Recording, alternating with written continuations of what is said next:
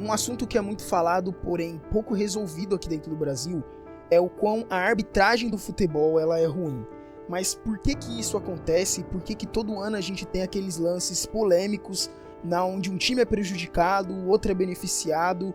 Por que a arbitragem é tão ruim? Será que ela é mesmo tão ruim assim? E por que ninguém nunca resolveu esse problema, já que parece ser um problema tão fácil de ser resolvido? Você tá na Manual do Esporte e no vídeo de hoje a gente vai falar sobre isso. A gente vai falar sobre a arbitragem brasileira, por que é tão ruim, se ela realmente é tão ruim e por que ninguém faz nada para melhorar ela se ela é tão ruim assim. Peço que você se inscreva-se no canal, que você deixe o seu gostei e, se possível, também deixe a sua opinião aqui nos comentários, que certamente a gente vai estar lendo e é muito importante para a gente continuar evoluindo aqui com o nosso conteúdo. Casos bizarros durante todo o ano no futebol brasileiro. Pênalti que não é pênalti, impedimento que não é impedimento, cartão indevido ou falta do cartão quando precisou dar o cartão para o jogador, entre outras coisas que acontecem dentro dos erros da arbitragem nacional. Mas com a chegada do árbitro de vídeo, a gente pensou que isso seria uma coisa que seria extinto do futebol. Mas com o árbitro de vídeo, a polêmica ela continuou e o futebol até hoje ainda existe aquela discussão dos lances polêmicos do futebol, do que aconteceu no final de semana ou durante a semana. Mas afinal de contas, qual que é a função do árbitro de vídeo? A função do árbitro de vídeo, ela é rever o lance, comunicar ao árbitro de campo e ele, dentro de campo, ele decidir. No caso, se foi impedimento ou não, já existe uma linha imaginária que ela é traçada e automaticamente sai se é impedimento ou não. Mas em lances interpretativos, como cartão ou não cartão, falta ou não falta e outras coisas dentro do jogo, como também, por exemplo, um pênalti, o VAR ele chama e ele deixa o árbitro de campo decidir e muitas das vezes o árbitro de vídeo ele dá sim a sua opinião, mas a decisão final ela vem pelo árbitro de campo. E esse negócio de VAR, ele dividiu muita opinião. Para algumas pessoas ele é efetivo, para outras pessoas não é efetivo. Mas certamente, mesmo com o VAR, o futebol continua tendo gigantescas polêmicas que ainda incomoda e prejudica muitos amantes do futebol. Para entendermos o porquê que essa arbitragem ela não é boa e porquê que esses lances acontecem, a gente precisa entender como que um árbitro ele se forma. Até mesmo caso você queira ser um árbitro futuramente. Primeiramente, você tem os campeonatos estaduais, onde na Federação Paulista, por exemplo, você tem por volta de 500 árbitros. E desses 500, 25 são indicados para a CBF. Se você levar em consideração que cada estado tem a sua federação, todos os estados eles vão indicar alguns árbitros para a CBF. E juntando todos os estados, cada um entregando um pouquinho de árbitro, a gente vai ter mais ou menos 300 árbitros aí selecionados como os melhores, aqueles que erraram menos durante os jogos que eles apitaram. Que dá mais ou menos uns 300 árbitros no total ao redor do Brasil, selecionados no caso, e desses 300, 10 são indicados para a Conmebol. É lógico que também eles têm os cursos e as licenças que eles tiram para apitar determinado tipo de jogo. A caixa mais alta de um árbitro certamente é na Copa do Mundo, certo? Mas por que de fato a arbitragem brasileira ela é tão ruim? Ou pelo menos parece ser tão ruim. Muitas das vezes o erro do árbitro ele não é proposital, e sim uma limitação técnica do próprio árbitro. Às vezes ele está perto do lance e o árbitro ele marca errado do mesmo jeito por pressão psicológica da torcida, ou então por pressão interna, ou então para não ficar mal com ninguém. Isso logicamente é uma falta de preparo e também uma falta de profissionalismo. Nesse caso, a gente teria que ver que é um problema dentro da formação do curso de árbitro, que eu não vou me aprofundar aqui porque eu não tenho tanto conhecimento dos módulos e das atividades que tem dentro dessa preparação no caso do árbitro nacional. Porém, a gente também tem árbitros que eles apitam jogo errado por outros motivos, muitas das vezes de má fé, ou por medo de alguma coisa. Hoje em dia a gente tem também a questão das bets, que a gente sabe muito bem que pode sim acabar com o futebol. E cara, infelizmente, certamente tem muitos árbitros que estão envolvidos sim com o esquema de aposta, porque as apostas elas também têm as questões de mais faltas, menos faltas, e certamente tem árbitros, principalmente árbitros das divisões menores, que eles estão envolvidos com esse tipo de coisa. Logicamente a gente não pode cravar, porque hoje em dia tem uma investigação maior, só que fazer isso é muito mais simples do que a gente pensa. E tem árbitro que certamente ele vai agir de má fé por conta disso. Apesar que eu, sendo otimista, acredito que isso seja uma esmagadora minoria. Um outro ponto também, cara, que é pertinente é que a arbitragem brasileira ela tem que tolerar muita falta de respeito dentro dos estádios.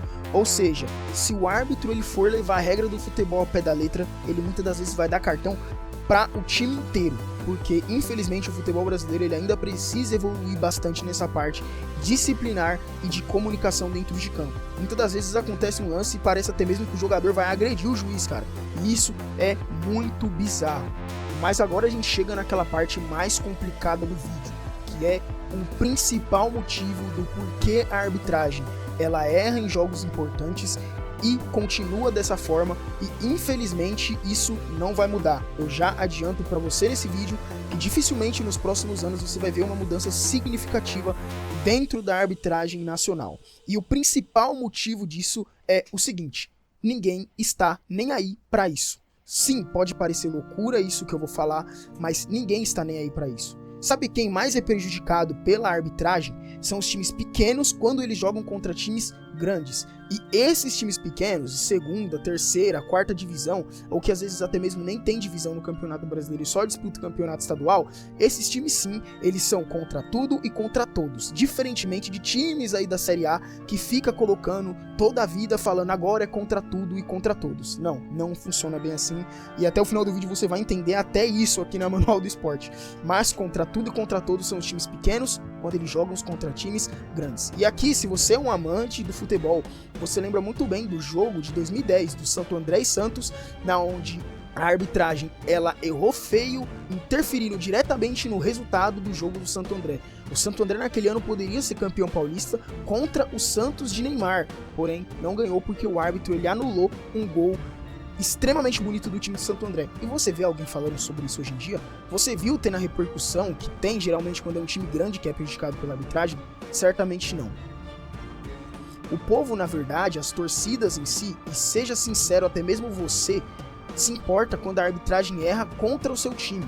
Você só fala mal da arbitragem quando a arbitragem ela atrapalha o seu time a ganhar um título.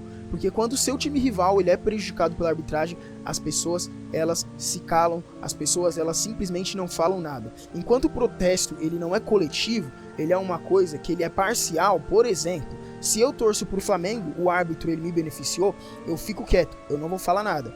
Agora, se eu sou do Flamengo e um árbitro ele me prejudicou, eu vou falar pra caramba e eu vou querer que as outras pessoas lutem comigo, apesar de eu não ter lutado com elas quando o mesmo aconteceu com elas. Basicamente é aquele ditado: a casa do meu vizinho hoje tá pegando fogo, mas amanhã vai ser a minha que vai tá pegando fogo. Só que as pessoas não entendem que essa dinâmica ela também serve quando o assunto ele é futebol. Será mesmo que o seu time rival ele vai ajudar o outro quando ele for prejudicado pela arbitragem? Certamente não. E sabe uma outra coisa que pouca gente fala aqui na internet? É que o dirigente do seu time, talvez até mesmo o técnico do seu time, que tanto fala mal da arbitragem, ele não necessariamente está tão insatisfeito assim. E eu vou te falar um dado agora que ele é muito importante e que ele tá quentinho, ele é bem recente pra gente não falar que a gente tá ultrapassado. O Ronaldo, ele tá querendo se candidatar à presidência da CBF. E basicamente os dirigentes dos grandes times brasileiros se recusaram a ouvir o que o Ronaldo tinha a dizer para as melhorias do futebol brasileiro. Isso significa que os dirigentes dos times grandes, ou seja, talvez o dirigente do seu time, aquele cara que reclama da arbitragem, que fala que é contra tudo e contra todos, ou então que até mesmo fala que o seu time não vai disputar determinado campeonato porque está sendo prejudicado pela arbitragem, o dirigente desse seu time, muito provavelmente, ele acha que está bom como está a CBF hoje, porque na hora de tentar receber o Ronaldo, não recebeu, porque acha que o futebol brasileiro, a arbitragem brasileira, ela está bom em determinado momento. Porém, quando eles aparecem dentro da televisão ou então no estádio lotado, falando que vai lutar pelo seu time, a galera acredita e a galera vai à loucura. Só que na hora de selecionar um novo presidente para o corpo que rege o futebol brasileiro, não, eles falam que o futebol brasileiro tá bom do jeito que tá. Logicamente eles falam isso indiretamente, mas logicamente na prática é exatamente isso que acontece.